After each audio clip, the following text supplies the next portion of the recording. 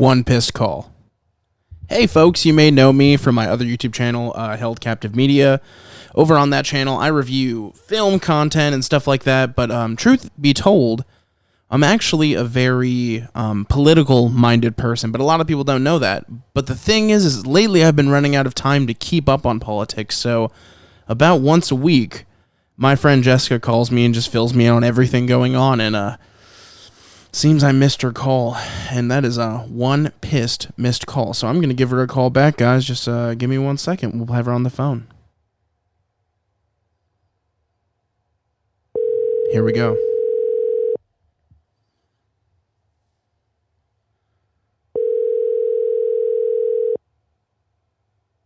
Hello. Hello. I see I missed your call. What's up? I'm pissed. Tell me all about it. I'm here for it. Well, I feel like a lot of people really believe something or think they believe something, but when you ask them more questions, they don't know. Like and what? I'm not even mad at them, because a lot of media is just there to get you with the headline and get you to feel like this is perfect common sense. There's no argument against it, whatever. And I'm not talking about people who don't have time to research, but the people who are adamant about their beliefs, but their beliefs don't seem to make sense altogether. Okay. Could you give me an example?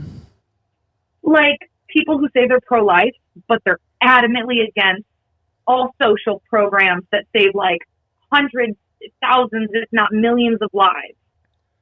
Yeah, definitely. Or, they all act like they're very pro-life, and then there's just absolutely zero people in the line at the adoption agencies. So, yeah, and I feel like pro-life is the best example of this, because there's so many policies and different stances you can have politically that do directly affect whether people live or die, and the pro-life crowd tends to be on the opposite side of all of those. Yeah, this sounds about right. Well, guys, welcome to One Pissed Call, if you were wondering how this was going to go.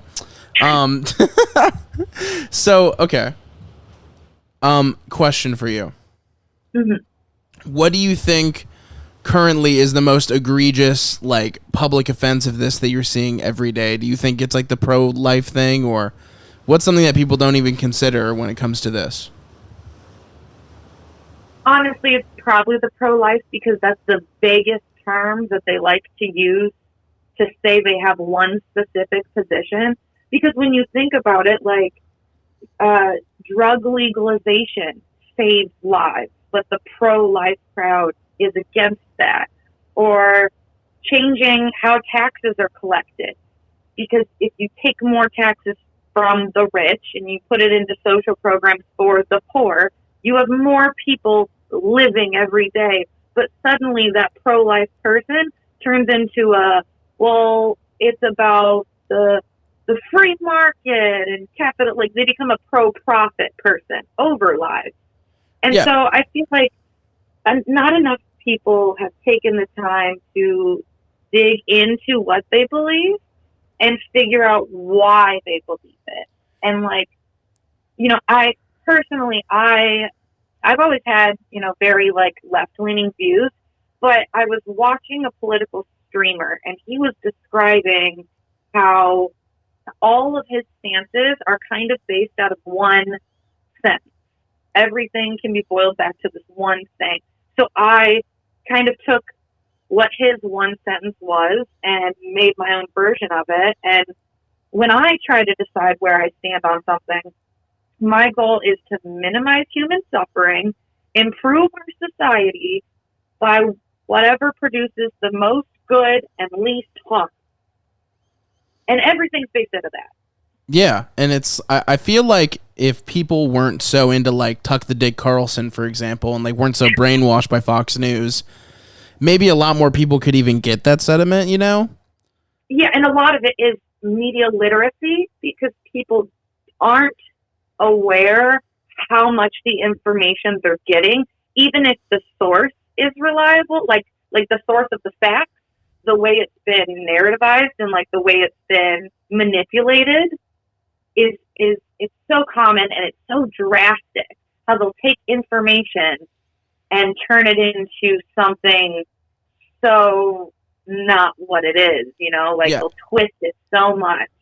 And it's like, and these news networks too, a lot of them, they're really more of a brand trying to sell something, which is airtime and eyeballs, because they have advertisements, and like Fox News especially is like the literal worst. I remember, do you remember the story where Tucker Carlson was talking? I mean, maybe you heard the meme, but he was like upset that they stopped making the green M&M sexy. Do you remember that? Oh yeah.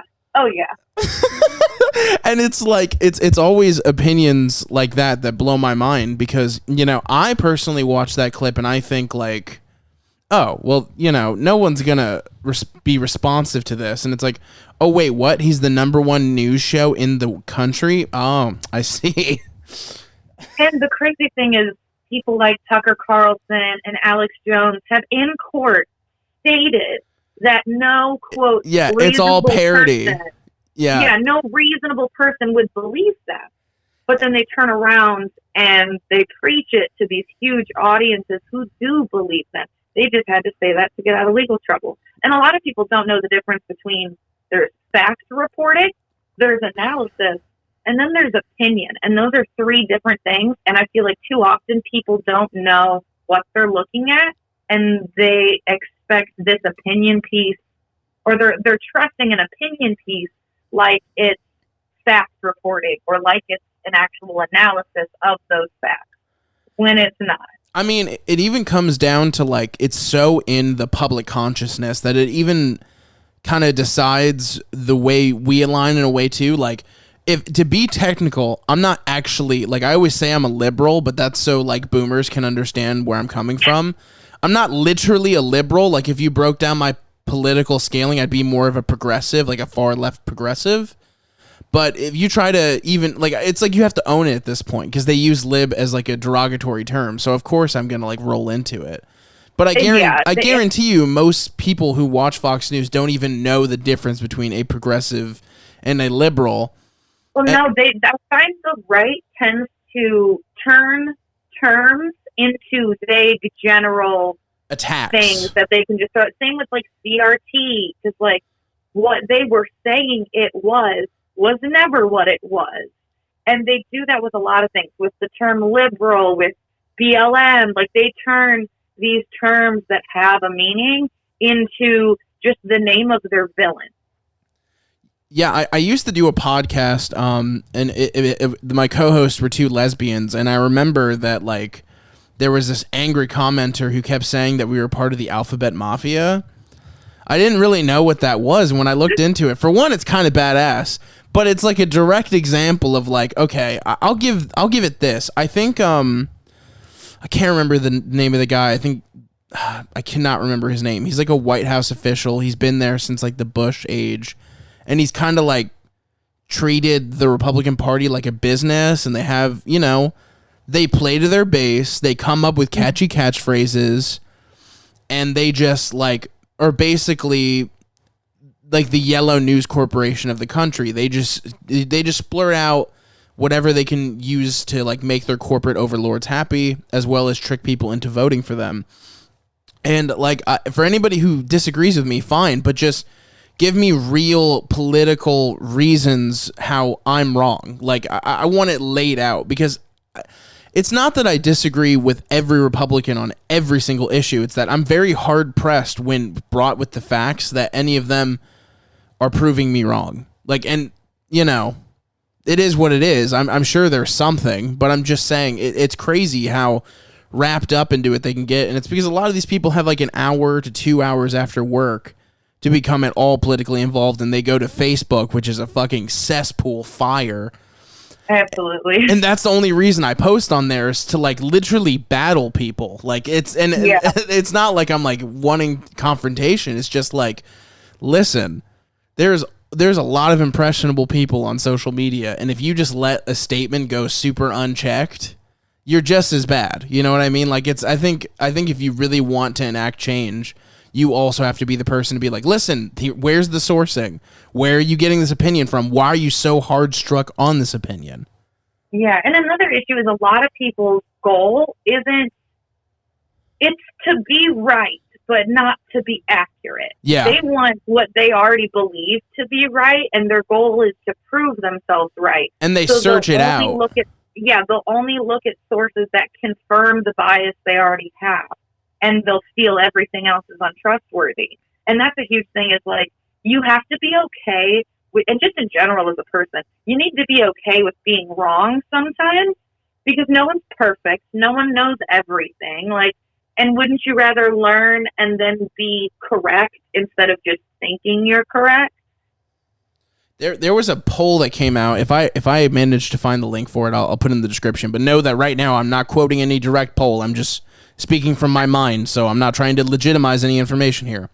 But I read a poll, not trying to legitimize the poll, but I read a poll that said 70% or so of like mainline Republicans, you know, like on their information, on their personal information says Republican. 70% believe that the election was stolen or fraudulent in some way. Yeah. That's fucking huge. Yeah. Well, okay, but hold on. Put it in a little bit of context, because it's like 70% of Republicans, registered Republicans. Yeah, registered Republicans, and we are talking about a yes or no question. We're not talking about but I think even with all that in mind, that is a startling result, regardless. Yeah, but also Republicans are actually in the minority in the country. They just live in states that have more voting power. You know, electoral college being super unfair and not everyone getting a single vote. The places where your vote counts more tend to be rural Republican places. So while they are able to win elections, they actually are a minority. I think, like, of all of the votes, it's like, instead of it being close to 50-50, it's like closer to 40% Republicans if you count the individual person. If you count the vote, it gets closer because, you know, electoral college and all that. Yeah. But, and it's like, it also is too, like, you know, there's a lot of states that are desperately trying to be purple, you know? Like, like Texas, for example, is like, you know, a lot of younger people, as well as, you know, minorities and even just like people of the Commonwealth of Texas, you know, just average everyday citizens are pretty down the middle, if not left leaning. But, you know, you have these people in power, or like in Arizona too, how like everything's up for a recount now. Everything's this, everything's that. It's like the Republicans in power are going to do everything they can to take away the voting ability from anyone. Like, because the more votes, they just statistically more likely that the Democrats will win, because when more people vote, that tends to be the result, and when less people vote, it tends to be that Republicans win. And it really boils down to like the Republicans base is strong, and no offense, a little stupid, because they're strong on it. A big part of it is how the right misconstrues things, and like there's a term, astroturfing, and the idea is you take something like there's one that was really famous, and it's like, it sounds like it's an organization to help families, but really it's like a lobbying cover, or it's like a cover for a lobbying group that's like some big corporation. And the idea is you put a name on it that sounds more appealing and more like less divisive, but that's not what it is. And that's what they did with the idea of pro-life. They're not pro-life because they're not pro all these other things that save lives. They're pro controlling like bodies of people having babies. Like, that's the sole purpose of that.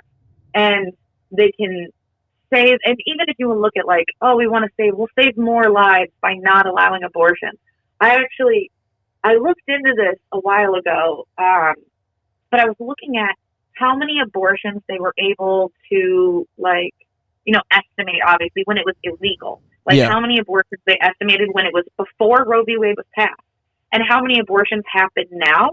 And those numbers are actually, or like now before Roe v. Wade, like, almost is gone. Like, so before, when it was still protected, the number of abortions were almost the same, because, you know, after Roe v. Wade, it dropped down it like dropped, but then rose back up because it was like, it was illegal. Now it's legal, so people can go do it legally. But that number, it went high, but then it slowly come down as we improve other forms of like reproductive education and like contraceptives and birth controls and all of those things. So the number did go really high when it was legalized, but it's back down to basically what it was before. So now if you imagine it becomes illegal again, it's going to be easier, I think, for people to get an illegal abortion now with the science and the internet and everything than it was then.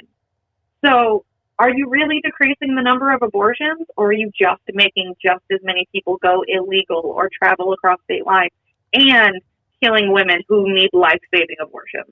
Yeah, and it's all a part of this initiative, too, within, like, the school system and within just, like, everything, that they're trying to sanitize all information, and they're trying to make sure that, like, kids aren't taught anything about sexual anything in school. Like, you know, in, like, Germany and as well as other places, too, and it's odd that I'm bringing up Germany because it's not like they're the political landscape that everybody idolizes or anything, like, at all, but I just think it's interesting that even they have it right to where, like, there's still a lot of comprehensive, like, knowledge put out there to the point where, like, even children know what their penises and everything are supposed to look like. Like, they have specified terms for that. And in this country, it's hard to even, like, there's elementary schools that are, like, trying to stop the deodorant conversation. You know what I mean? Oh, and it's like, what the fuck? Why can't these shitty, smelly kids wear deodorant? I love kids, but I don't want them to smell like shit. Please. Yeah. And it also goes into, like, if you're anti-sex ed, I don't want to put it in the most divisive term possible, but you're basically pro-child sex abuse, because kids get abused less when they've had comprehensive sex ed and they know to report things. And they know to say, no, I'm not going to do that. And they know that they can say, no, I'm not going to do that. So if you're anti-sex education, you're literally causing that to happen to kids who otherwise would have the knowledge to help themselves out in that situation. And it's a big part of autonomy. Like, how can you have full control over your body if you don't even understand it, like, at all? It just seems so silly to me that that's, like, the goal. While at the same time, I was watching a political streamer myself the other day, and they were talking about how in some schools they're trying to get it to where there's more open lesson plans for things like the Holocaust. Like, they're allowed to teach the opposite perspective. And I'm like, what's the opposite perspective? That it, like, didn't happen? And I dug into it and, like, yeah. That's, like, a real thing that they want. Like, you here, it didn't happen in the set way that you think it did. It happened in these circumstances, and it's like, what the fuck are we talking about? And that honestly goes back to media literacy, because, like, that's where we were going. There's a lot of different things that go into that, because it's not just, is it facts or analysis or opinion, but also, like, who's writing it or publishing it. You know, you can, if you do have time to go into the individual author of that and look them up, or just maybe try to just read the author's name on articles you read, and eventually you'll start to recognize some of them, and it'll give you an idea of, okay, I've heard things from them before, I've seen how they report, but also obviously, like, the publisher. Who are you getting it from? Is it from Fox News, or is it from, you know, USA Today, or is it from CNN, or is it from some obscure YouTube channel? And there's actually a really cool source. I don't know if you've looked at any of the links that I sent you, but there is a media bias graph, and it's cool because it gives you, they have like over 1,100 different sources of media listed, and they have a big graph. And one side, it gives you their left to right bias, which way they tend to lean.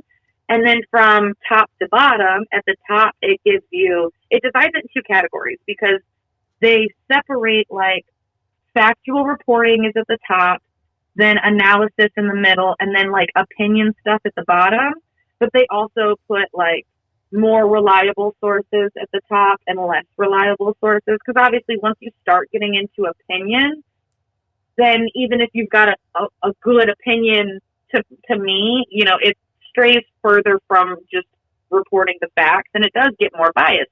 So they do but they point out not everyone low on the chart means they're unreliable. It could just mean they are an opinion only kind of show. Yeah, but like ours, for instance. Like we are clearly very far left. Expert. But I think it's okay to have biases in reporting and all that stuff. But the important thing is that those biases are omnipresent. Like, it's like no one is under the impression that you're giving them the only facts. People have to be under the impression that things are of your opinion, if that's the kind of show you're going to make. To separate those, because when you're talking about opinions, like we've already both brought up numbers, and you either say, okay, this may not be exact, maybe I'll look into it later, whatever, or you provide the source. If you want to base your whole argument on it, obviously you provide a source. Yeah, you have to. You have to. That's a huge thing, because if the source, like whatever you're reading, the first question is like, okay, where are they getting the information from? Because a lot of times what we read is an article where someone's talking about a study or a poll or something that's happening. So they should have their sources clear. Even if they don't have a link, they should tell you who did it and what the study was about. And if you really want to get into it, like, methodology is important, because you can take a poll that's super accurate and you can take a poll that's super biased. Depends on how you went about asking people, which is it's all about the questions and the framing, and not to mention the group in which you asked. Yeah, the group that you asked, their personal backgrounds, the size amount, the age range.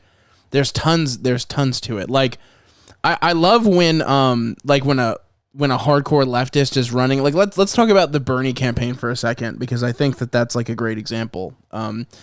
Just like somebody who I literally was politically involved and volunteering all the way back as 2012, before his even official run to be president. And the one thing that I've gotten, like being in Cincinnati, asking people straight up, like to their faces, like, who are you voting for? Why not this person? And it'd always be like, they'd answer Trump, usually, and then they would give me a bunch of answers that had nothing to do with Trump's actual like political leanings, and not even claims that he had made, but a far more like socialist view. But what it boils down to is like all the polls that were out at the time, especially in 2016, were like, there's no chance Bernie can win. There's not a look at this poll. We called 160-year-olds and they all said they didn't even know who he was. It's like, what does that fucking matter? And it really affects, and they take that framing and it affects everything. Because if you look at who's the most popular politician in the United States at that time, it was Bernie Sanders. Like, literally, as far as like search engine results, positive feedback, stuff like that. But they frame their polling as well as who they're polling in a certain set so they can push the narrative they want. I mean, that's the truth of it, you know? Like, if you watch Fox News during a presidential election, they're going to be very Republican positive. They went from hating Donald Trump and shitting on him during the primary in 2016 to be like, ooh, daddy. And that's what they do, because they are playing to their base. They're trying to sell ads, but what they don't realize is they're corrupting people's minds in the process. Yeah, and one thing actually recently that Fox News did that I saw someone point out, which goes right along with what we're saying, they are starting... Okay, so what they did is they did like one of those on the street, talk to people, ask them what they think. And they did that, and they showed a collection of people saying, I voted for Trump, I support him, but maybe, you know, it's just not the right move for him to run again in with everything going on or whatever. And the guy, I believe it was a David Pakman video I was watching where he was talking about it. Mm-hmm. And he pointed out that they can interview 50 to 100 people and pick out the 5 opinions that they like and put them on there. So the fact that they went out of their way to make a segment that shows almost entirely people saying they disapprove of Trump seems like a way that they can kind of turn themselves away from Trump without it being their fault. It's not them who did it. It's just what everyone feels right now. They're riding the waters for a couple of reasons. It boils down to they never really wanted Trump in the first place, but once he won the primary, what else can you do but play ball? You know what I mean? Because like Hillary Clinton, this is not a secret. or anything. There are leaked emails that you can get a hold of, and it's all about her team and her team that was working for Hillary in 2016, talking about how it was good that they had pushed for Trump to like run and push for people to vote for him because they believed it was going to be a layup. Yeah. And so that's why Fox News was like, well, we're not going to support Trump. He's going to be a layup. That it literally had nothing to do with the nasty things he was saying, even really per se. Just more from the fact they didn't think he could win. And now that he's lost to Biden, as well as caused, January 6th and all the other things and getting kicked off Twitter and whatever it may be, there's tons of reasons why the stock of Donald Trump is kind of dropped in their eyes, and they're just trying to right the waters away from it because they know that their base still loves him, so it's like a soft breakup. It's like when you tell somebody it's not me, it's you. Yeah. Yeah, it's definitely, and it just goes to show people can take information and make it look however they want. There's actually a really good example of this that is used by like alt-right and neo-Nazi people. Have you ever heard of, I don't even know what to call it, but of people referencing 1350? No, I'm not familiar with this one. Okay, so 1350 refers to a study that was done like forever ago, and it said that 13% of the population commits 50% of the crime, and that 13% being like mostly people of color. Of course. Or like that is the percentage of, it's like 50% of the crime is committed by people of color, and people of color only make up 13% of the population, or maybe it's black people specifically. But that's where those numbers come from. So the right takes, and this is a good example of how facts, like numbers specifically, don't tell you why something is happening. They don't tell you, like, they don't give you context. They just give you like a single fact. So they give you the information that this much of the crimes are committed by this group of people. And so they, the right, take that as, well, that's proof that they're inherently violent. But it's like from the left, you would say, okay, well, crime, the number one indicator of like criminal activity is poverty. If you have poverty, you have more crime. So you look at poverty, you look at education, you look at redline and all the things that cause people of color to be like financially disadvantaged in general. And those things, and you realize, okay, even if they do commit this much of the crime, is it because they're black, or is it because they have been systematically discriminated against for hundreds of years and they're still at a point where they often have to commit crimes to survive?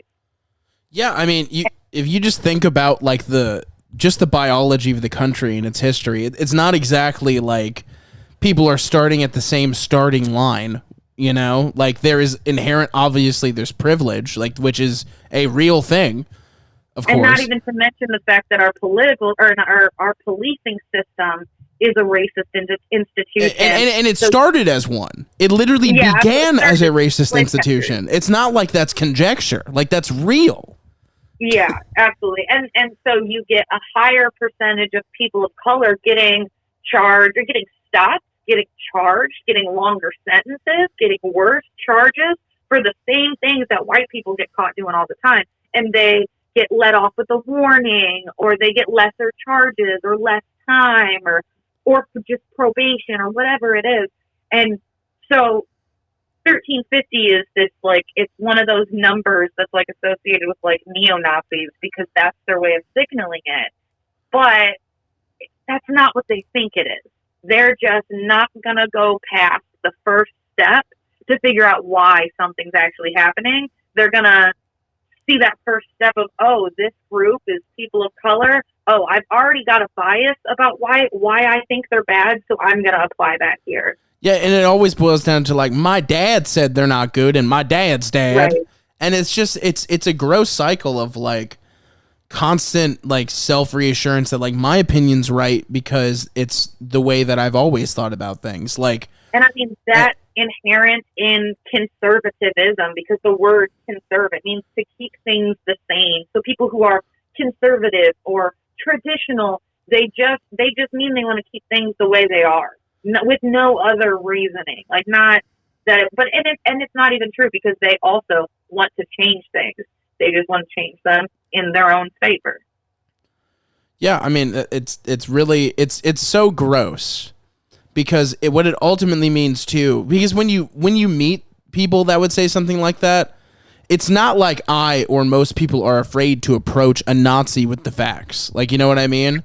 Yeah. But it's just crazy to me that they can get all these facts and then still just be like, well, but like, it's black people though. And it doesn't make any fucking sense. And that's why when somebody wants to come to me with like, I'm saying this thing to quote this poll, I'm like, let me quote to you like a million polls. You know what I mean? Right. Let me quote to you a million studies. Let me just show you like American history and how Martin Luther King was literally assassinated and was a fucking socialist. You know, like there's so many like things that you can break down for people to show them factually, like, hey, maybe your perspective, it's just not there. And they're just like, nah, I don't know. Being a Nazi's cool. I get to wear these fucking floral shirts and ruin them for everybody else who likes Hawaiian shirts. I mean, for fuck's sake, my whole image is wearing a Hawaiian shirt. You know how often I have to tell people I'm not one of those bungaloo, you know, whatever, cowabunga boys? It's so fucking annoying. Quit stealing my fucking drip. That's funny, because I really like the aesthetic of like the 1950s housewives, the dresses and all that. I dig that style, but like I feel like if I do, I'd have to announce to people that like I am like, just flash them my fuck the patriarchy tattoo. Oh my god, just tell them that it's like a reference to like WandaVision or something, you know? Right. Oh my god, when she was in her 1950s outfit, I was like, this is amazing. But I'm sure there was plenty of Nazis out there that were like, oh, this is great, you know? So that's upsetting too. It's crazy. Yeah, but like what we were saying about the numbers and stuff, that goes into like, you know, how do people narrativize information? Because you'll take any shooting or any crazy event, and you'll get your different narratives. There was the shooting in Chicago, and I guess the guy who did the shooting in Highland Park, when he left, he disguised himself by putting on like a wig and woman's clothing so he could leave and not be identified if he had been seen and recognized as being a dude. So then Fox News immediately picked up on that and was trying to push the idea that he was trans, and that's what made it dangerous. Oh my god. But it's like, they will take anything. And that also that's goes horrific. With, like, have they ever seen Big Mama's House? Like, do they instantly think that Martin Lawrence is trans? Do they not know what cross-dressing is? It's not that big of a fucking deal. The dude was doing it to evade crime. Yeah, and that... Oh, I forgot what I was about to say. You were saying about how they weaponized this person using the idea of changing their whole outfit to escape. They were like calling him trans and like trying to change the whole gun narrative to like, it's trans people killing people. Yeah, I remember now. So it's the fact that like some people are really good at talking, even if they don't say anything of substance. Tucker Carlson, Alex Jones, Jordan Peterson, Ben Shapiro. Yeah. Gary V. What's the other one I'm thinking of? Jordan Peterson, and then there's a one with the one who wears the hat, Tim Pool. Oh, Tim Pool. There you go, Tim Pool. He's another one. Also took beanies. Fuck you for that too, bitch. It's because you're bald. But yeah, there's a lot of people like that who are great, and a lot of motivational speakers, like especially like the TikTok motivational speakers, the YouTube motivational speakers, the people selling you a course to be rich like them. A lot of them are great at talking, but if you actually tried to write down the points that they give you, it's either a lot of words and very few points, and those words aren't even actually explaining the point. Like Jordan Peterson, I guess he got hired by Ben Shapiro. That's the other one. I already said Ben Shapiro, but yeah, I got you. He got hired by Ben Shapiro's like Daily Wire or whatever. Yeah. And now he's making these videos that look very like Batman villain-esque. Like he's sitting in a dark room and he's like, it's very intense. But I know. Did you see his tweet about Elliot Page? Yeah, he said he would rather die than delete that tweet, and then deleted that tweet and proceeds to live. A little confused. He's not standing by his statements here. Yeah, I mean, he's still living, so lame. So no, I'm just kidding. Clearly. But yeah, he said something like, what is it? Elliot Page just like he misgendered him and like called him her, and he dead named her. And then he said that the physician, the doctor, was a criminal which is defamation, by the way. Oh yeah, like, absolutely. If I was that doctor, I'd be like, let's own JP real fast, right? Because that is quite literally defamation. Yeah, and because he went into all of that, yeah, and he called the doctor like a butcher and a criminal and stuff, which is interesting because his point in this other video is that you shouldn't be allowed to do those kinds of surgeries on minors, which doesn't happen to begin with. Yeah. But like they pointed out, like, okay, is he mad about all of the surgeries or just the ones that he thinks are happening to kids? Because Elliot's an adult, well into adulthood. And yeah, I mean, nominated for a fucking Oscar already. This person's an accomplished actor and can do whatever the fuck they want. And yeah, so JP is a great example of people who can talk but say nothing of substance or just say very vague things. Like Gary Vee, I don't know what his politics are, but his whole thing is financial. But he does a lot of saying stuff where it's not specific enough to actually be helpful. And so I find that a lot, and I find that, and Trump was a huge example of this, where he could talk forever, and they weren't even sentences. They weren't even coherent sentences. I know. But people had such a short attention span, and they were so caught up in like the hoopla of everything, and I think leaving yourself that vague and not ever really making points leaves you open for people to kind of imprint their ideas on you. Like they assume you believe it because they agree with you on all this vague stuff you're saying.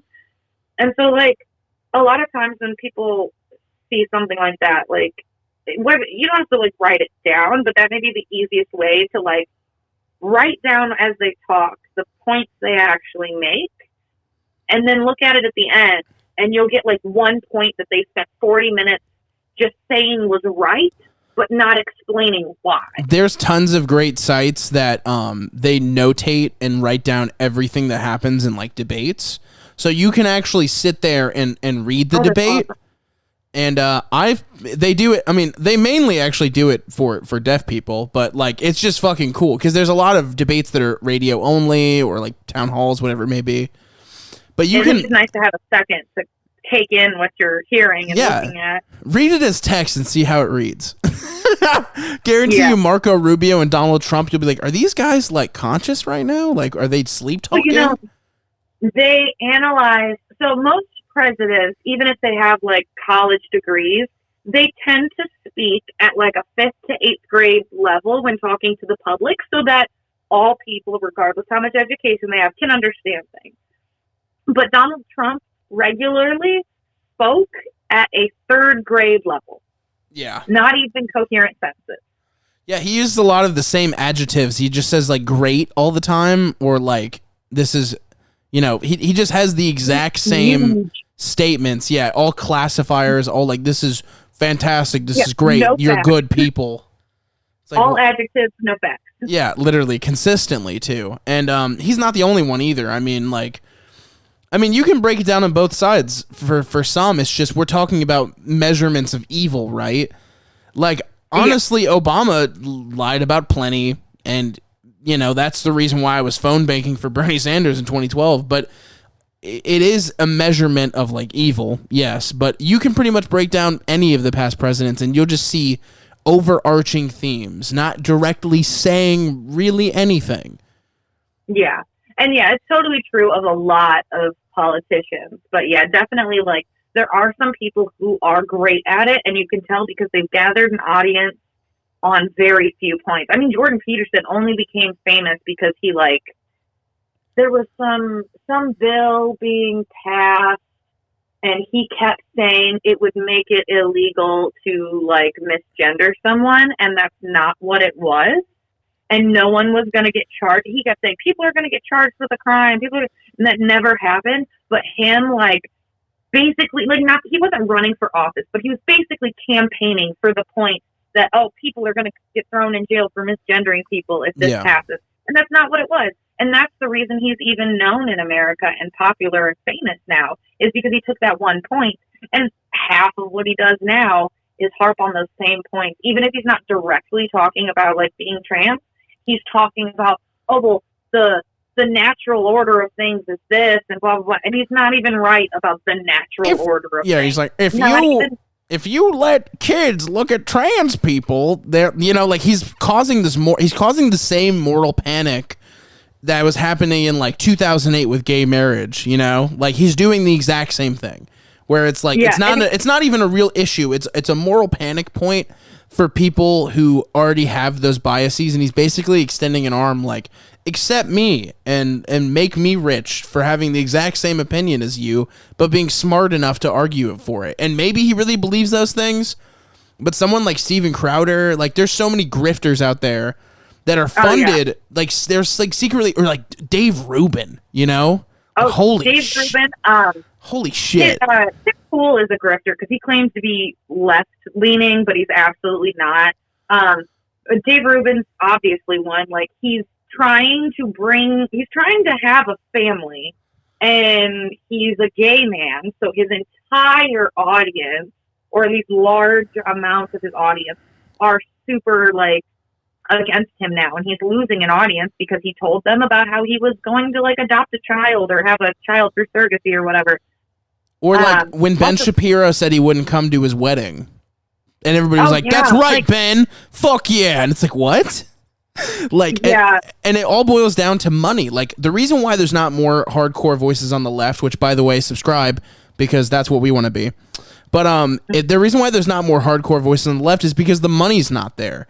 Like there's an agenda to be pushed, and there's more than enough charismatic people who speak in a believable or entertaining manner that are willing to completely trade any moral compass they might have to make that sweet cash. And it's a constant problem. I think the newest on the grift train right now, I don't know if you've ever heard of Jimmy Dore. Jimmy Dore is totally grifting now. Absolutely. Yeah, he used to be on the Young Turks, TYT, which is a source that I love, but they have unfortunately had a few people come through that ended up, like Dave Rubin used to be on TYT. Jimmy Dore used to be on TYT. There's another, Sean King is a guy that used to be on TYT. Hassan, what up? Yeah, Hassan. But he's the one that didn't grift away. No, he did the opposite. He went further left, which I'm all about. Because he was getting more views on his TYT videos than the rest TYT, of them. yeah. So he's like, I'll just take this show on the road and do it myself. But yeah, he's a great source too. If you like debate, I like Bosch. He streams on YouTube, and he has a degree in like sociology. He's super well educated, and he does debates. He'll do debates on all sorts of topics, but he'll just straight up like debate Nazis. And I enjoyed listening to those debates because he basically breaks down every dog whistle they have. And granted, 99.9% of the people I interact with aren't even kind of to that point. Yeah. But there are things like 1350 that I learned from watching him debate a Nazi who tried to bring that up. And stuff like that, where you learn of their tactics. Like it's easiest to see them in the most extreme form of a person being openly like a neo-Nazi or like whatever, and pushing those, because most of the time people push those views, but they do it behind the guise of pro-life or freedom of religion or whatever they want to call it. Yeah. But when you go down to the base, it's white supremacist views, it's white nationalist views, it's things that are built on, like, people don't realize voter ID laws. People don't realize how voter ID laws are discriminatory. They're literally just a wall to be like, let's have even less people vote. Yeah, and people don't understand how it can target people of color or like people who are impoverished or whatever. Mm-hmm. But when you look at what resources do you need to get a license? Well, you need all these documents. Well, that's real hard to have if you're homeless. That's true. What do you need? You need to be able to get to the DMV to get your ID. Well, that requires a car or a ride. Or requires money. Or freedom from your job. Because if you are lucky enough to have a car and money, but you're still in an impoverished neighborhood, you're not going to time have to free go time do to it. go, especially if the reason is to vote. In comparison to like most people in the United States, especially in impoverished areas, can't even handle like $1,000 emergency, right? Yeah, or a day off of work because they're sick. Like, yeah. So how do you for expect them to find a way to go to the DMV during all of this? Not to mention the multitude of other people who can't even afford to get a car, don't even have the documents, and it's like those are exactly the people that should be voting. But you know what? The real way to have voter ID laws. Like, I'm not against voter ID laws as a concept. I'm against simply imposing a voter ID requirement, and that's it. If you look at other countries, there are countries in Europe where when you turn 18, the government automatically sends you an ID. You don't have to pay for it. They're like, we care about being able to know, what you're doing, so you have ID to be involved and do this. They send them out automatically. If we had that, I wouldn't have a problem with voter ID laws. I mean, maybe there's still some roadblocks there, but like, that's a better answer. But that's not the answer they're like on the right gonna give, because the reason they want voter ID laws is to keep people on the left from voting. Yep. Who's more likely to be poor? Who's more likely to be in a neighborhood that, is like, the poorer the neighborhood, the less like you are and to like, have a DMV office right there. And like, let's face it, the Republicans, as much as I hate them, they are far better at networking than the left. And maybe that has to do with the influx of cash, obviously. But like, sure, you're talking about taking away the easy way to vote to the least fired base, because obviously Republicans are far more jazzed to get out and vote. But if you actually went at the public idea, everyone's opinions laid out, what's the majority of the country? Well, we're pretty far left-leaning in opinions across the board as a whole country. But yeah, compared to our actual policies, we're way, like, the opinion of people is way more left of our policies. But if you look at, like, European countries, there's a thing called the Overton window. And it's like, basically like, on the scale overall from left to right, where does your country sit on that range? And our whole window basically is way to the right of other countries that find what is considered radical leftist policy here is considered like, yeah, like other countries are debating about whether there needs to be like social spending on public art. Like that's where they are, right? And we're like, we don't know if we should pay for people to live. That's fucking bananas to me. Yeah, and I also do understand the fact that our country, our schooling system kind of brainwashes you into believing that capitalism is the best system because it has the free market, and that's all about freedom, and that's what America's about, and all that. And so a lot of people don't, like, they just inherently already feel confident in the belief that capitalism is the best policy. And they aren't willing to even entertain those ideas because everything else has been so villainized. And, and it goes back to, like, textbooks and who makes the textbooks. And in Texas versus in Indiana versus in California, and, like, you'll get, but, like, most of the time when you're in history, you'll get, oh, this country was socialist and they failed, and this country was socialist and they had a dictator. And it's funny you brought up history classes. I have a story, but keep going. Oh yeah, but nothing about the countries that have implemented like tons of socialist policies and are succeeding, and nothing about the ones that have, like, presidents and stuff with super high approval ratings because they're actually doing what the people want and it's working. And countries that have super high like life expectancies because of their socialist policies and stuff. Yeah, there's 2 points I want to address about that. One, I'm just going to address more having to do with what we just talked about, and then I have a story. But this is important. It also, like, if you had more social programs, because everybody always talks about, like, why is the homeless situation so bad, blah, blah, blah, this, blah, blah, blah, that. And, like, people fucking hate the homeless and want to, like, Joe Rogan just the other day was making a joke that we should shoot the homeless, like, because the police won't care if you shoot them because they don't care if you kill somebody, but they care if you try to call the police on them and they won't remove them because they have like a squatters' rights situation. Yeah. But if you really want to look at life as very selfishly and like not even consider the outward perspectives at all, just remember that if you had more social programs, it would mean there'd be more housing like available to those who can't afford it. And then your neighborhood that you're like, I would live in a nice neighborhood, now it's shitty from all the homeless. They won't fucking be there. It'll make your neighborhood nicer. So even if you look at it from the selfish perspective, you're fucking playing yourself by not thinking that that's a good option. Yeah, that's one thing people miss is how improving quality of life for everyone will improve your quality of life too. If there's less people on the street, there's less people doing drugs, there's less crime, there's less health issues. Like, there's so many ways that helping other people and having safety nets for society as a whole improves your quality of life, even if it's not super direct. I mean, there's so many homeless that literally what they'll do is they'll commit crime to be incarcerated. And a night in jail and a meal. Yeah, it's like, listen, at the end of the day, as depressing as that sounds, that's not me belittling a homeless person for making that decision. We call that in the game a game day decision, people. They're like, do I sleep out on the sidewalk or do I commit a petty crime that might very well upset somebody, but at least I get to live somewhere? What fucking decision would you make? It's like it's a moral it's a moral standpoint for me that somebody doesn't just openly hate the homeless. I just can't stand that idea.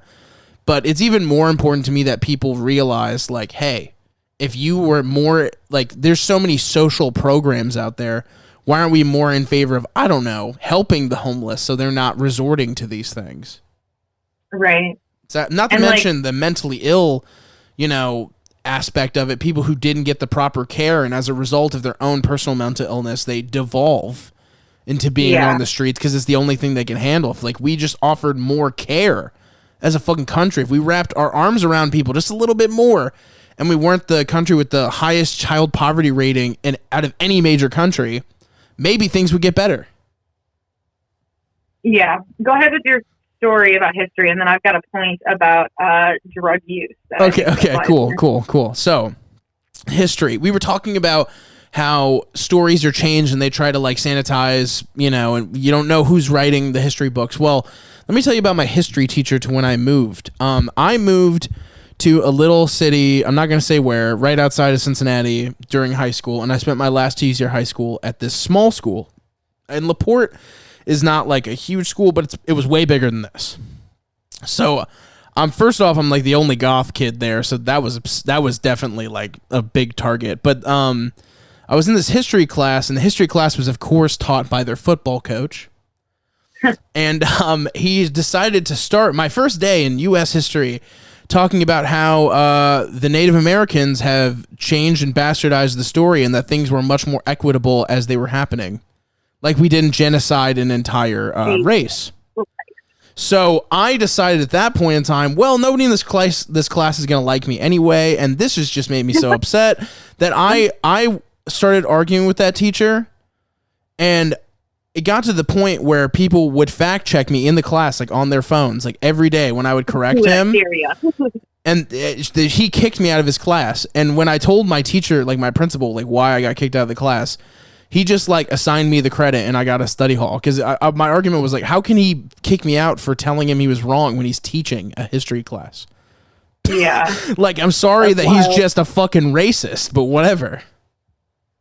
Anyway, go ahead. Sorry. So I have a good example of how pro-life isn't pro-life, but with drug use. So people who are on the right, and typically the pro-life crowd, tend to be very against drug legalization. And they're like, oh, drugs are bad, drugs kill people. The same argument with abortion. If you ban it, they'll magically never do it anymore. Yeah, exactly. You look at that, and that's their point, and that's their pro-life stance, is it's bad, so we shouldn't let them do it, or we should make it illegal. But that's kind of what we've been doing, and that's not making it go away. But if you look at legalization of drugs, I'm not just talking marijuana, I'm talking some of the harder things too. If it's legalized, if it's regulated, because like in some countries, like Spain or Portugal, I think it was Spain, one of them, legalized all drugs. But you can go to an injection site and get your drugs from the government because they want to make sure it's clean and it's not going to kill you and you're not going to get too much and OD on the street. And not to mention, if you're in a system too, then they also know that about you. Like, and that's a good thing because maybe there could start being targeted help of very affected areas. When you have legalization, you have less people ending up in jail, which is obviously like a cycle of poverty because once you're in there, now you owe them money, but you lost your job and it just keeps, and you can get thrown in jail for not paying that money back depending on like the situation. And then so that's just legalization, but then you get regulation. Okay, if someone's regulating these drugs, they're less dangerous and less people die. So that's pro-life versus letting the drugs be made like illegally on the street. Who knows what's in it? It's half fentanyl. Everyone dies. Like, so then that's pro-life. But then also when you talk about, okay, well, if you have injection sites and you have stuff like that, that's where people can get unshamed access to resources like rehab. They go somewhere where they know they're not going to be shamed because everyone else in there is doing drugs too. And they're saying, I need help. Or whatever it is. Yeah, I mean, if you talk about even if you don't have any of that and you just have harm reduction stuff, like I follow someone on TikTok and like their whole career, like I don't know if it's their actual like paid job or anything, but they work for an organization and they make harm reduction kits. So it's things like tourniquets and clean needles and stuff like that, like clean crack pipes, like that kind of stuff. Because if their supplies is clean, they're less likely to get a disease, they're less likely to spread that disease, and people are less likely to die. So that's pro-life. Yeah, like harm reduction stuff is pro-life, but if you talk to those people, you'll usually, like the pro-life people, you usually get down to a point where they basically say, I morally disagree with drug use, so I don't think anyone should be able to do it. It's not actually their goal isn't actually to save their lives. Their goal is to force them to stop drugs or punish them for doing it. Yeah, and it's like they just don't understand it. It's like it's like diabetes or morbid obesity or whatever. There's like multiple things that people, they look at it and they think that all these things are only self-inflicted, but like it's a sickness. Like being a drug addict, like a real drug addict, is a sickness.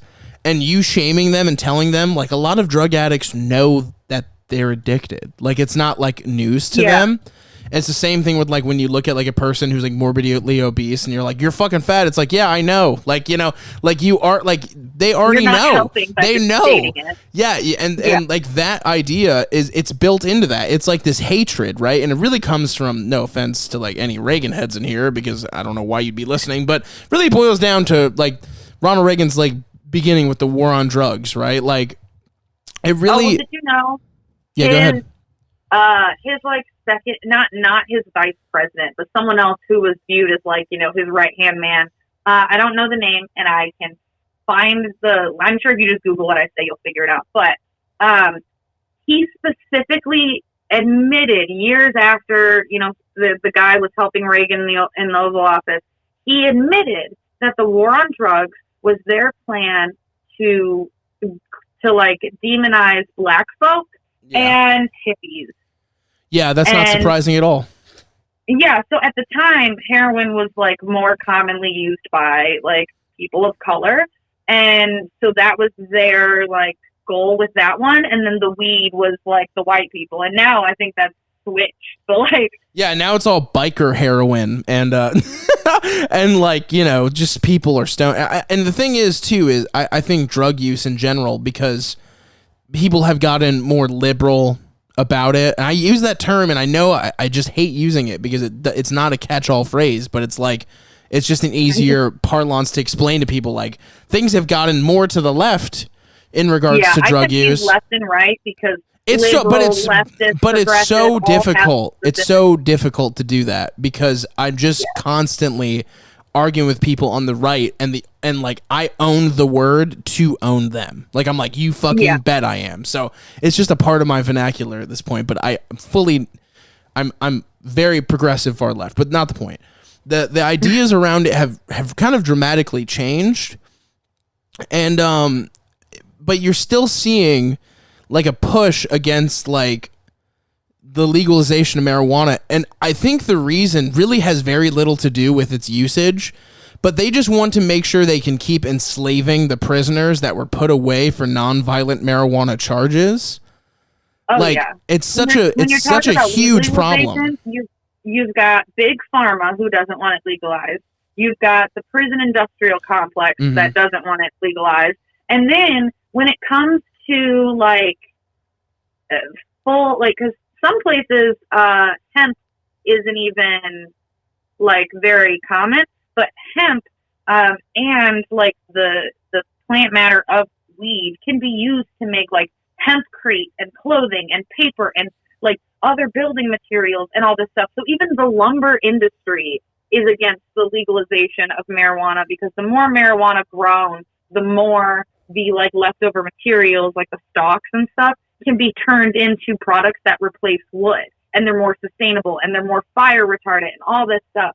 So you've got like several industries, because weed can be used in so many ways. It threatens a lot of people. I used to have a sponsor on one of the old podcasts, and they made a shirt that it just said Canvas Cannabis, and it was like a paper hemp shirt.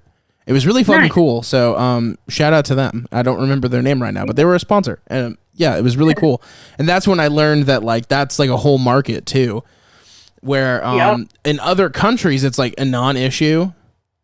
But like here, it really is like any chance they can to like tighten the reins on it, because it won't make people money. That's the other than the people who are selling it. Yeah, and that would bring you back to like one of the root problems, besides not enough people voting, is the money in politics. Because as long as big companies, corporations, lobbying groups, organizations, whatever they are, can donate stupid large amounts of money, there's always going to be more support behind the right, because the right is the fiscally conservative side, like the financially conservative side. Yeah, it's what's saving them all the money that they're like big dragons laying on piles of gold. Like they don't want any of it to go anywhere. The further to the right things go, the easier it is for them to take and keep and like manipulate the money. And it's so crazy because like the people who put these forces into place, like they could spend all of their money, like they could try to spend all of their money in their lifetime that they have right now, and they won't be able to. It's like these are insurmountable. Like this is all at the end of the day for ego. Like when it really boils down, like it's really like a mental issue kind of deal with like these super rich people. They're just like, listen, I have all the money that I could ever want, but what if I just got even more? Yeah. It blows my mind. There's been studies done to try to figure out if there is a certain amount of money where after that point, money doesn't change anything for you. Like your happiness doesn't increase anymore because you've got so much money. Having more doesn't make a difference anymore. And I don't know what the number is, but they do have a number. And it's like, for the most part, if you have this much money, there's nothing you can't get. Or if you maybe you can't get it for some reason, you have enough money, you can invest it in something and then let it grow and then take it back out and then use it. Like you have enough money to create more money out of it. And it's like they refuse to do anything to try to like give back. You know what I mean? Like they won't even put tax on Wall Street speculation. We're talking about like people giving up their large, huge, gigantic sums of money and then not having to pay any extra for putting it into the stock market. It's insane. Yeah. Like you're investing in our market, motherfucker. I need to get a cut of that shit. Yeah, there's I don't know the numbers exactly, but when people who have money are given money by the government, they just invest it or buy things. Like, okay, so if a billionaire gets a tax break and he gets all this extra money he would have had to pay, odds are he's going to invest it, or they're going to buy like a yacht or a house or something big, and they're going to buy that one thing so that money just goes to one place. And if it goes back into the economy at all, versus most of the time, the money just stays in their big pile of money. So it doesn't go back into the economy. But when you give money to someone who doesn't have money, like for instance, it's like with this, like they were forced to do it with the stimulus, right, during COVID. I mean, they were literally their hands were tied. We either let the entire market crash, or we give people a little bit of the money we've been stealing from them. And when you give an average person money, they actually are, I don't remember how they worded it, but they're statistically more likely to spend more than that, because people in the lower class tend to have debt already. So, or accrue debt or whatever, but they're almost always in some type of debt. So when they spend money, a lot of times they're spending more than they even got, because they're going into debt for something that they need. And all of the money they're getting from that stimulus is going back into the economy. And that's why it's called a stimulus, because it's supposed to stimulate the economy by putting more money into getting it to flow. And so that's why you can take the same amount of money and give it away, but it makes a huge difference, not just to that person, but to the economy as a whole, who you give that money to. I mean, if they just could get people like Bezos to pay federal income tax, or any of those billionaires to just pay 1% of what they should be paying, we would see a massive change, massive. But it won't happen because they're the ones who pay the politicians, and people like to, the whole "Make America Great Again" as if it was ever at some point a great place to be. People tend to fantasize about the roaring 20s or whatever, or not even that, but after the Great Depression, when things started to pick back up and we had a bunch of social programs and the New Deal and all of that. Around that time, America was doing great. We also had compared to now, a ridiculously high income tax on the top earners in the country. Crazy high compared to what we have now. And people don't realize that. So they're like, oh, that would never work here. That's not fair. That's crazy. That's un-American. Really, because we did it before. Yeah, the New Deal, bro. Come on. Yeah, and it wasn't until Republicans had the power to slowly chip away at that they did. And actually, I just heard someone, maybe it was on the Young Turks, mentioning how the right likes to complain that the schools are broken or unions are broken or whatever, but it's because they've spent decades dismantling it. They've spent tons of time defunding schools and making laws that make it harder for unions to exist. And then now we're like, oh, see, unions don't work anyways. Public schools suck. Yeah, because you set them up to fail. Yeah, because you made them suck. And no one has the memory to realize you did it. Because you don't put any money into people's... I mean, there's no money in the arts, and I get, that's not, the bigger part of the issue, but there's literally no investment in children, really, per se. There really isn't. And in other countries... Okay, so the United States bases school budget off of property value. So if you're in a poor neighborhood, the property value is lower, your school gets less money. So your school's money solely depends on if the neighborhood is richer. I mean, not solely, because there is other funding, but a huge part of it, or how much they get, is based on that. And that's just something we've accepted as normal here. But in other countries, they're like, God, no, why would we change how much money a school gets based on how much money the kids' families have? No, we want them all to be educated the same. That's a given in other countries. But here, we're like, you're too poor to have a nice budget for your school, so we're going to fit 30 kids into this classroom. You'll never have any individual time. No after-school activities. Hope you don't get in trouble, screwing around because you ain't got anything else to do after school. Since we're talking about elements of elementary school and everything, we actually went to the same elementary school. And I remember I tried to do a report. Remember how we had to do, people reports in, 4th grade or some shit? Yeah. I think I did Helen Keller. I did a report about Albert Einstein, right? Nice. And one of my notes in the report was that Albert Einstein was a socialist. and I got like downgraded for that because they said that wasn't true. And I just wanted to say to that teacher that he wrote a fucking book about it.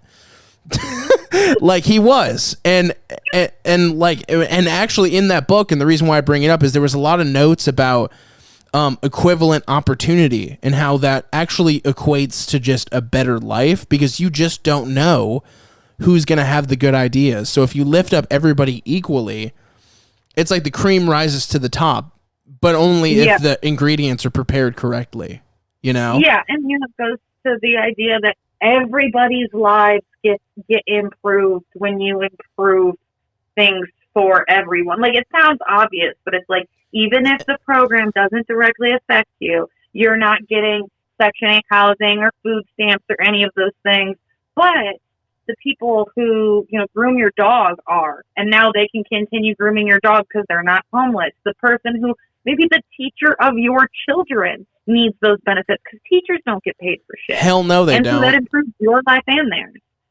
Yeah, I mean, it sounds like, I think we're laughing because it sounds like a simple topic to us, but if you actually tried to bring this to people who thought otherwise, they would be like, well, actually, the thing is that homeless people are black. Like, that would be like their response. Yeah. So I mean, like, yourself up by the bootstraps. It's not like there's anything at all working against you ever. Yeah. I mean, pull yourself up by your bootstraps. I know that, like, we're both in a race and I'm starting on, like, the final yard line and you're starting, like, in the cafeteria to eventually run outside onto the field. But yeah, it's all fair, baby. It's all fair. Like, come on. Like, do you think if Mitt Romney wasn't from, like, an insanely, like, rich family, he would have ever been able to run for president? The dude's totally, like, the most boring dad-like guy of all time. You know what I mean? He has no charisma at all. That's why he lost, even though Obama was wildly unpopular at the time.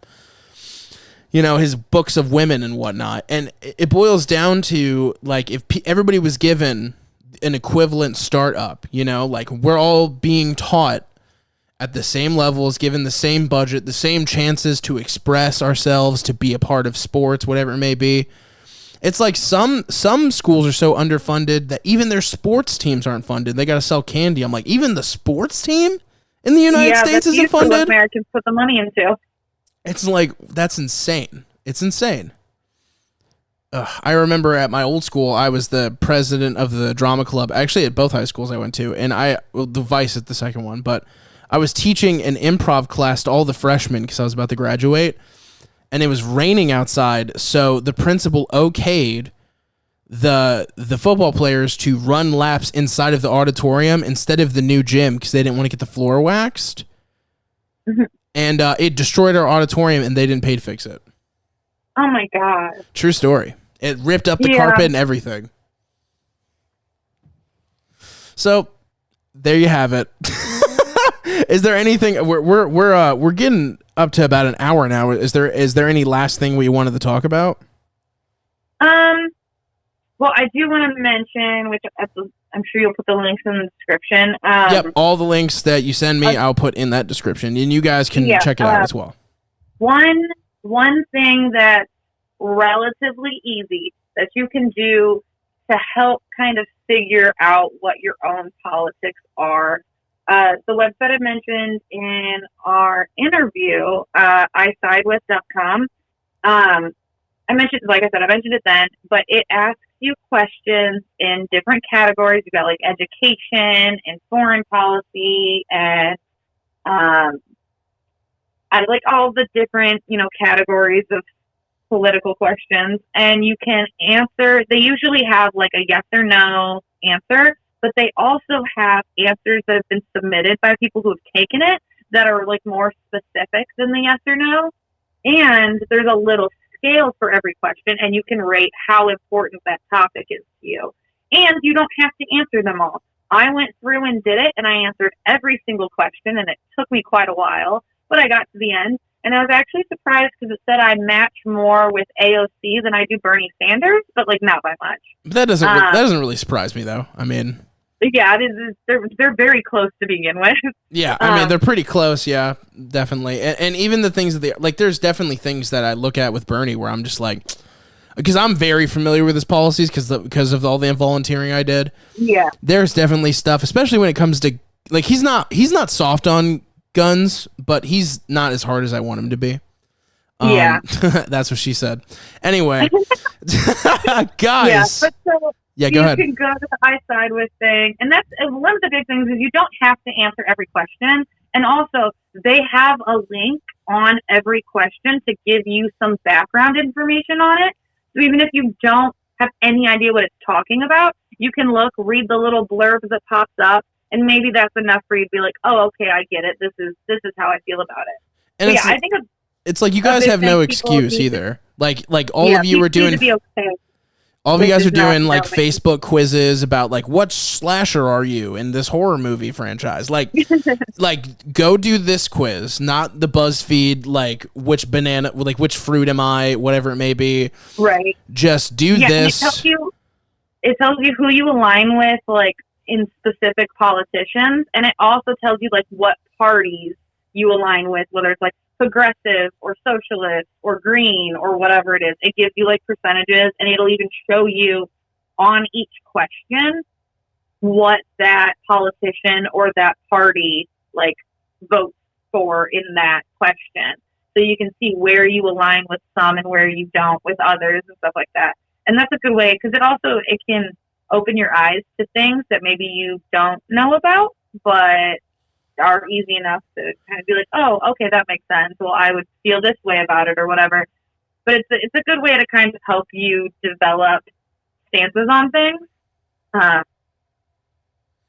Yeah, and it's also like, if you do that quiz and like even if you're a completely different political lining than either of us, it's like I'm not of the opinion that I'm just right 100% of the time. I'm just somebody who is prepared to react to the facts. So I think that's what everybody should be. Like quit being so afraid of being wrong, right? Like just, look up do this quiz, educate yourself, obviously in the process, because you're having to at times read certain things to help understand the questions. And, if you have a different perspective than us and you feel like those are fact-based and everything, God bless, leave them in the comments. Maybe we'll address them. Yo, I love anytime someone tells me I'm wrong and they give me a source, because 90% of the time people tell me I'm wrong and I'm like, can I see your source? Here's my source. And then instead of giving me a source, they just try to tell me why my source is invalid. And I'm like, I'm trying to have a conversation with you. I am happy to look at the information you have to back up your point if it exists. But your refusal to give it to me makes me think it doesn't exist. Yeah, it's like, to give it to just pull it to a bit further left, I guess. I mean, not really that far to the left, but just to give an example so people don't think I'm just all one-sided. It's like the whole, like, Trump had Russia interfere with his election. There is not much basis for that fact, like that statement. So I don't accept it as fact, even though it makes total sense to me in theory, and I don't like Donald Trump as a person, and I know that maybe Russia themselves might have interfered with the election, but there is no credible proof at this time that he had anything to do with it, and I'm not going to, even if they're on my side, I'm not going to agree with that statement. And I hope that people just stay open-minded in that way when listening to this, as well as doing their own quiz or just in general. When you receive information and you're like, well, I don't know if I like this information, just like don't be totally scared of being wrong. I used to think that ladies' boobs didn't have nipples on them when I was a child, and then I grew up and I found out I was wrong. People think things all the time and find out eventually that they're wrong. Like nipples is a total unisex, both sex, whatever sex is kind of thing. It's a universal idea. I didn't know that, and I'm glad to be in a world where it is. So guys, make sure to check the links in the description, and also make sure to follow Jessica wherever. She is making TikToks and whatnot and is super funny. And also, this should be coming back as a weekly show, so make sure to subscribe if you're on YouTube, youtube.com/Logan Tyler, or if you're listening on Spotify, working on getting it on Apple. That always takes a minute, but we'll be on there eventually too. Thank you so much, guys. Adios. Peace out.